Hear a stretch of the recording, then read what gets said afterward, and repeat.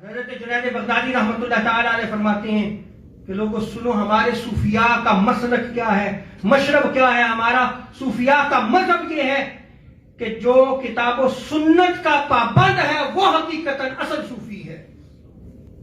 یعنی اس کی زندگی کتاب و سنت سے باہر نہیں گزرتی، وہ کتاب و سنت کا پابند ہوتا ہے.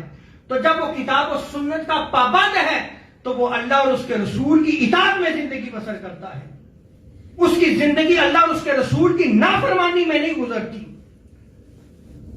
اب اگر وہ کتاب و سنت کا پابند ہے، ذرا اپنی سوسائٹی پہ نظر دوڑائیں.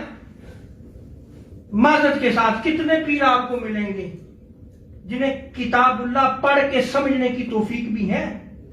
الا ماشاءاللہ.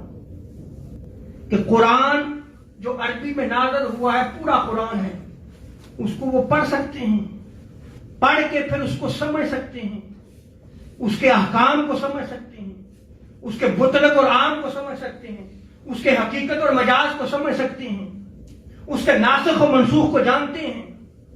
جب اسے ان چیزوں کا ہی نہیں پتا تو اگر وہ یہ دعویٰ کرتا ہے کہ جی میں راہ ہدایت دینے والا ہوں، اس کے پاس تو کتاب ہی نہیں ہے ہدایت کی، وہ کیسے آپ کو ہدایت دے گا؟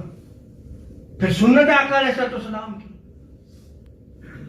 حضرت جنید بغدادی نے بڑا کلیئر فرمایا ہے اس چیز کو. جو شخص قرآن نہیں پڑھتا، حدیث نہیں لکھتا، یعنی نہ قرآن و حدیث کی درس و تدریس ہی نہیں کرتا، بھئی اصل صوفی وہی ہے جو قرآن و حدیث آگے پہنچاتا ہے، جو دین کو آگے پہنچاتا ہے، جو دین کا احیاء کرتا ہے، جو دین کو زندہ رکھتا ہے، جو قرآن کو پہنچاتا ہے، جو حدیث کو آگے پہنچاتا ہے.